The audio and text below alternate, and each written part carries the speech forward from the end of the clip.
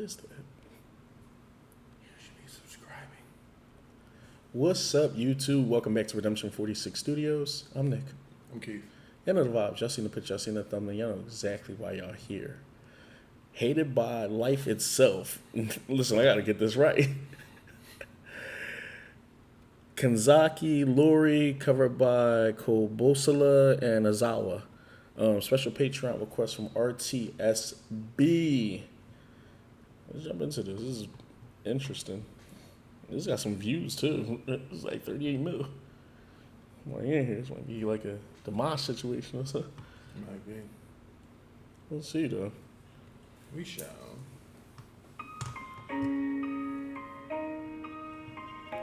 Gotcha.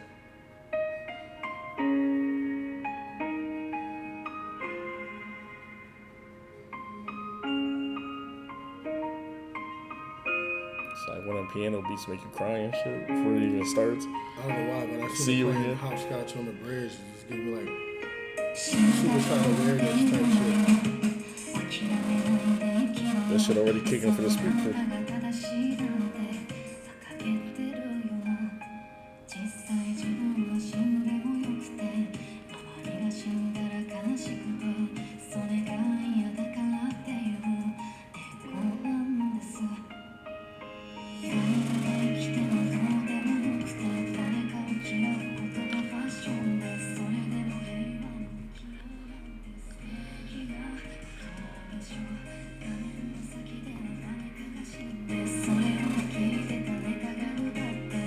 Going out the menu, put down the output.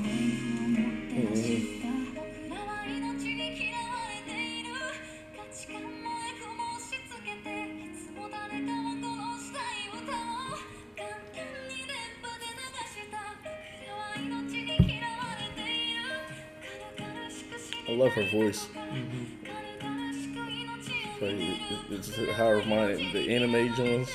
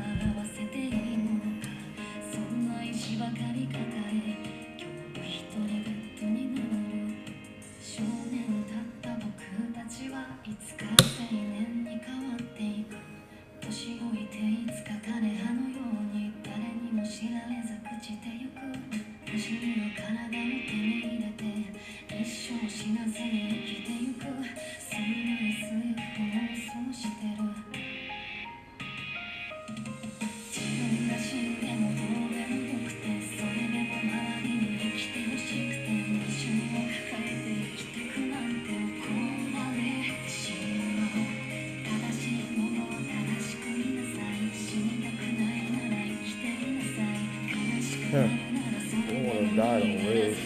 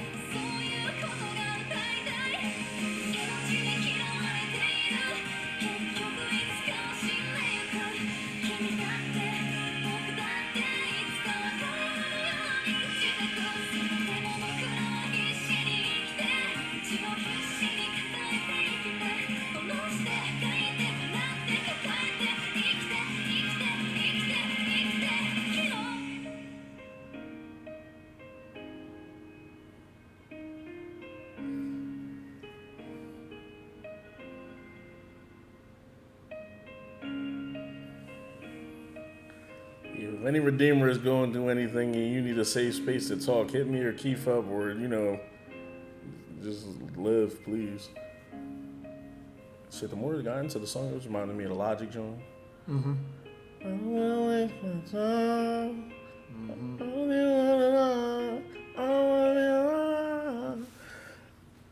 Yeah. Oh my god. Is that Shorty again? I don't know. You wanna find out? Like, nah. That 5 minutes didn't even feel like 5. Yeah, shout out to RTSB. That shot just gave me, for whatever reason, that opening shot, her playing on the bridge gave me Suicide vibes. Especially with the title of the song.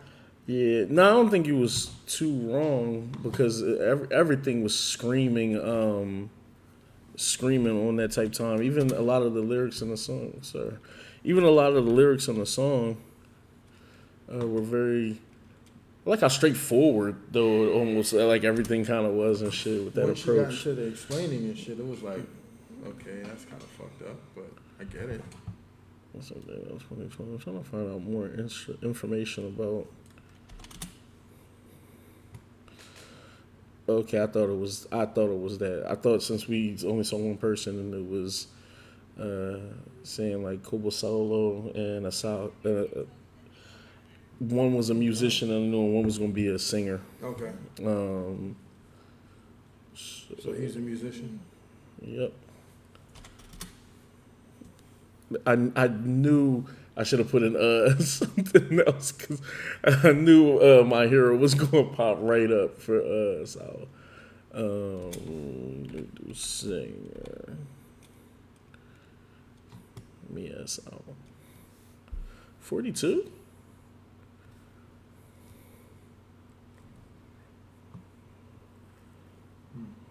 Interesting. Life comes at you fast. Because it's shorty, like she was 20.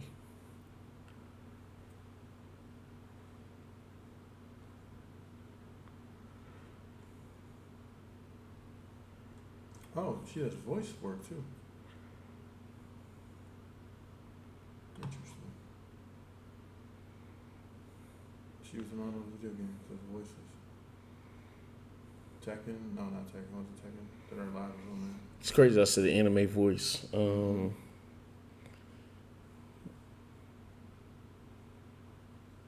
just trying to see if anything in particular stood out. Pokemon Black and White. Mm-hmm. You know, it's funny. We had a conversation, what, about a month and a half ago, about like Mask Rider, Cayman Man. Mm-hmm. You know, Netflix had a new one. No, not Netflix. Amazon Prime has a new one, like done this year. For real? I seen the trailer. It looked kind of sick. I put it on my watch list. Well, it actually got a lot of notable work though. Mm-hmm. Like this is there's some shit. This is like everything too. It's just like not only outside of music, but anytime it's video games and like anime series and everything as well. I think that bodes. She's got one of those voices. For one of the faces too. That's dope. Then I wonder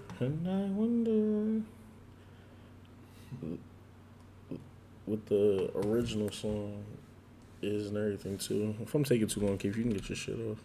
No, you good. I'll bore the Redeemers to death. Poor choice of words. That's the wiki.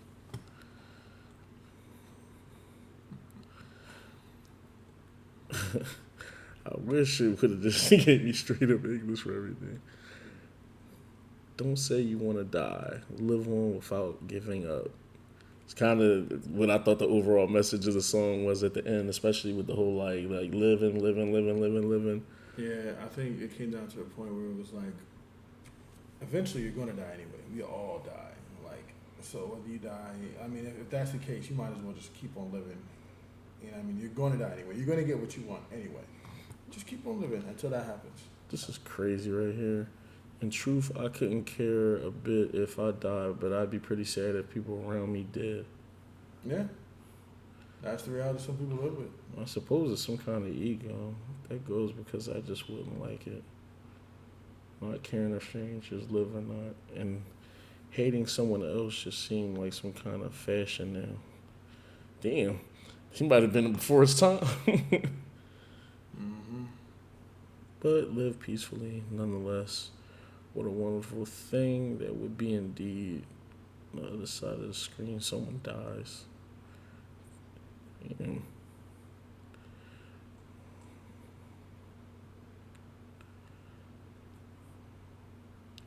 Yeah, that part hits you. The happiness, farewells, love, and friendship. Damn, this shit was hitting. Let me. Where are we at here? I'm trying to get all the info in and shit like that. Soaking in all the info. I hate when it doesn't have the. Okay, here we go. I was going to say, where's the translate joint? Try sometime. Bruh, does everybody come on here to complain?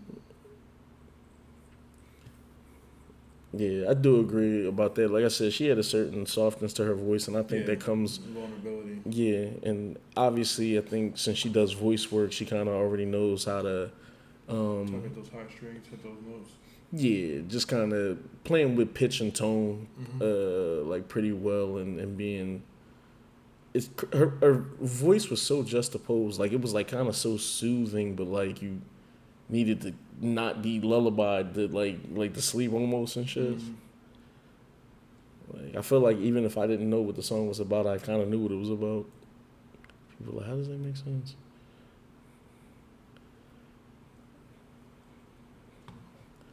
Listen to this masterpiece again. I had it on loop, Pandemic, which was my lowest point back then. Made me realize just how little my sufferings were compared to others, and that I shouldn't be selfish, as life just isn't fair for a lot of people.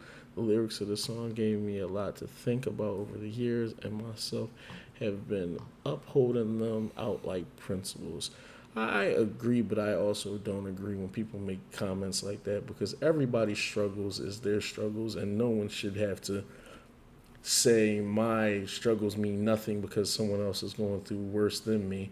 That may be true, but your struggles are still your struggles, and you still have to individually care about yourself. I say, hey, I'm hungry. Yeah, but starving people in Africa. Cool, but I'm still hungry. Yeah, so while I do appreciate the sentiment, and I do feel like that, it's funny coming to sound like a hypocrite, because I do feel like that. I do feel like that often, where I just be like, I look at like the glass, I guess it's half empty. I mean, half full and not half empty. So it's just one of those things where I be like, man, God woke me up today. You know, I have all my limbs. I can still contact my parents. I still have one grandparent. You know, I have siblings. I have family. I have friends. Some things, I hope so. I hope so. Some things money, and I think she alluded to that in there too. Yeah. Some things money can't buy, obviously, and sometimes with social media and with sometimes some of the logic on how people think, sometimes you do need to sit back and really be happy about things that you do have. Sometimes it's cool just to look outside your window and enjoy like the sun rising, and just appreciate like those little things, because some people didn't have the opportunity to wake up this morning and even see the sunrise. Or like I said, I have the ability to still talk to my parents. Some people don't have that ability to talk to their parents and stuff. That's true. So, I think little things like that we take for granted on a daily basis are things sometimes we should appreciate, because if we look at other things with our living situation, you can get into a depressing mood and sometimes feel like you don't want to be on this earth anymore. And I think life is a beautiful thing and should be cherished. With that being said, I feel like people should find what their center is and try to base your happiness mostly within you, but sometimes use your center as that yin yang to kind of balance you out when you're feeling mellow. I agree. The only thing I will say, I feel like sometimes people, I'm trying to word this. sometimes people only, I don't want to say only care about what they're going through, but they're so in deep of what they're going through, they can't see what anybody else might be going through. So, like, I hear you and I agree, but sometimes it's so hard to kind of see the forest through the trees, per se.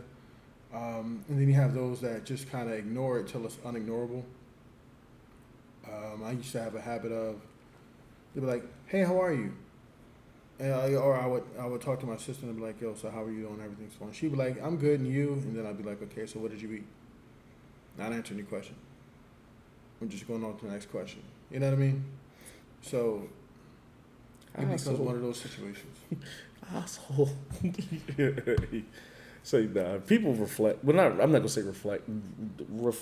But I get why people might be like deflect. I get why people ask it back. I feel like that's like common courtesy. No, it is common courtesy, but sometimes you're so stuck in your shit. Like I'm asking you about your problems to get away from mine, not for you to reflect back and me to have to eventually tell you what my problems are. I don't want to talk about my problems. I'm more concerned about you at this point. Life wild though, because I think you do got a nice approach to like that, but people be so conflicting in their minds that sometimes people may not even want to either tell you their problems, because sometimes people ask but honestly don't give a fuck. Mm-hmm. Another thing too, sometimes people don't like telling people their problems because they weaponize them. Yep. And then sometimes some people in their core nature might be to where even if they're going through something, it's still kind of what are you going through though? Or my problems aren't as important as your problems are. Mm-hmm. So it's kind of like a conflicting of interest where I can get where you want to tell somebody like, "Yo, don't worry about me." And then, people might just want to ask back and shit. So life is always funny because you hope to have surreal and honest and very transparent conversations with loved ones, and then sometimes people are either very well reserved, or sometimes you feel like people just don't even give a shit. Some people you can't even have like real conversations with. I know somebody we used to like have conversations, but every time I would say anything, and my tone wouldn't be crazy. My tone would probably be just the same tone it is now. Just having a conversation, and everything would get super defensive. And I'm like, I don't know why you're responding this way, because I'm not coming at you in a defensive manner. I'm just trying to have a conversation. Too late. Like, if we can't have a simple conversation, then nothing gets resolved. If nothing gets resolved, then we're just kind of stuck. Mm-hmm. So, can we have a real conversation? No, we can't. Well, I'm offended. Okay. We can't, because now I'm offended. Right. So, there's that. But some people can't have real conversations because that means they actually have to take accountability for the aspects and parts of their life that they are responsible for, and they don't want to do that because they can't allow themselves to be responsible for anything that may go wrong in their life. Yeah. So, all in all, I thought the song was great. I thought the song was cool. Definitely, again, from the beginning, and even before I really heard the song, the piano and the opening scene on the bridge just gave me Suicide vibes. I thought she was going to toe the line for like part of the song and then jump at the end. She didn't, which was good. But the lyrics were definitely deep, and rereading the lyrics, it doesn't sound more like a song. It sounds like a letter to a suicide victim about why they should love one. Especially when you take them out of rhythm, out of the context of the beat, and vocal range, and you just kind of read them as like just lines in a letter or a stanza. It just seems like a letter to somebody on the ledge, like, hey, come off, like, if you want to die, cool, you're going to die eventually, we all do. But until, that happens naturally, just try to live. Try to make the best of what you got. It started off kind of morbid and it turned into something that was kind of uplifting. And in society today, I can see why this will have a lot of views, because a lot of people are dealing with a lot of shit that they don't tell people, feel that they can't tell people. Again, like Nick said, they'll weaponize it. You don't think people give a fuck. Or not even that, but like you kind of see how people react to other people. Like, well, damn, I know they'll react to me that way. Like, I'm not telling them shit. Like, you know what I'm saying? Like, you just kind of see those things. Or maybe like it's dismissed. It's like, yo, you might tell somebody that's like real dismissed, like, yo, I'm not feeling strong today. Oh, you be all right, man. but you're not. You're not going to be all right. And it's just kind of brushed off. So I see a lot of reasons why you wouldn't share, and I see a lot of reasons why you were trying to internalize it and maybe try to find solace, or maybe try to find an answer in music. There's another song called Just Wait by Blues Traveler. Does the same thing, for me anyway. And it's almost like whatever spiritual entity you believe in talking to you as you're towing the ledge. Like, hey, you may have thought I've given up on you, but I haven't. Like, I would never give up on you. Like, I've loved you from creation till now. You know what I mean? Just things like that. Music can definitely talk to you in different ways. And as Nick said, hey, if you ever, I know once or twice a year, like clockwork, I usually post like the suicide hotline and the veterans suicide hotline up on whatever story, whatever I'm doing on IG or Facebook or whatever. And people are like, oh, are you okay? It's not for me. It's for anybody who might be watching, because you never know what anybody's going through. And it's just kind of like, you want to make sure people are okay. You know what I mean? So. Yeah, another thing too I was gonna say about like this cover in particular, it does question like a lot of things too, and also talks about like how can I word this? Maybe sometimes people don't understand the severity of death or not being here, like what a true farewell is. I think she worded it. So I think like that's a little bit interesting too, that like sometimes people might joke about not being here anymore or not wanting to be here, but maybe don't understand the significance of what that actually would mean, not only to themselves but also to like loved ones and everything. So I think like I get that approach, and that's a little bit different than some of the stuff that I've seen that tackle these topics. I feel like it was one other thing too that hit on. I think it was the idea of daydreaming and thinking of a situation where people don't die and you just kind of live forever and shit like that. And we've talked about that off camera before when we've talked about like I think vampires and things of that nature, and just talked about even Highlander and other things where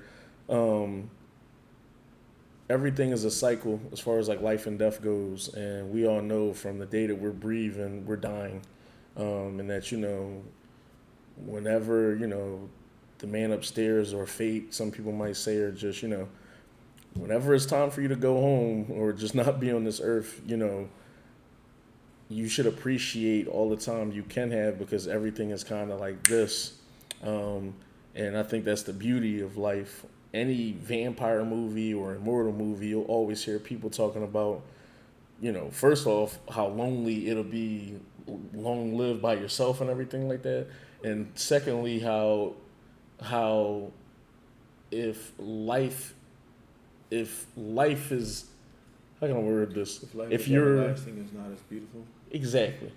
To where it's just like if you're immortal, then it's just like you won't really savor life as much as somebody else who like tomorrow isn't guaranteed for. So I just think that's beautiful. You're a vampire. Tomorrow ain't guaranteed for you either. You might get drunk and forget to close your curtain. What if you just Alexander Karenas? Sun come up and you just a piece of dust. Then you'll have two retarded sons who'll try to kill you. You're not allowed to use that word anymore. No, that's true. So but I like this a lot, man. It's always decent when songs feel deeper than songs. It feels like someone's actually like questioning, beliefs or just kind of the thought process that you currently have. Anything else with that?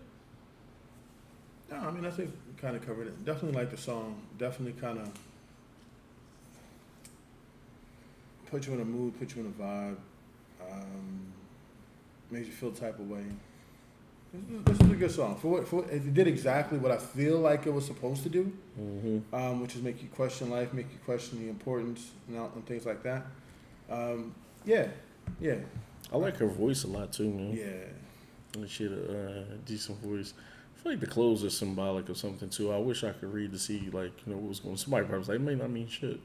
But like you said, the all white felt like something. Like it just felt like almost first like baptism or something like that. And then like you said, I'm not sure why sometimes white. And I think this is Japanese. I could be wrong and shit. I don't know why when people do harikari, I think you wear all white as well. If I'm wrong or y'all want to leave with some more examples, y'all can throw them in the comments. But it is even in some of my favorite older like kung fu flicks, most of the times where people wear all white at the end to do the battle. It's never a good sign and shit. I remember as a kid seeing them like, no. That's like a red shirt in Star Trek. Yeah. So that's decent, man. Shout out to RTSB. This was fun. Y'all can enjoy the rest of the song while we mellow out. But we will be back tomorrow. God willing. See, sometimes with the pianos, you already know what you're getting into. It's like, when I see you. Right, it was just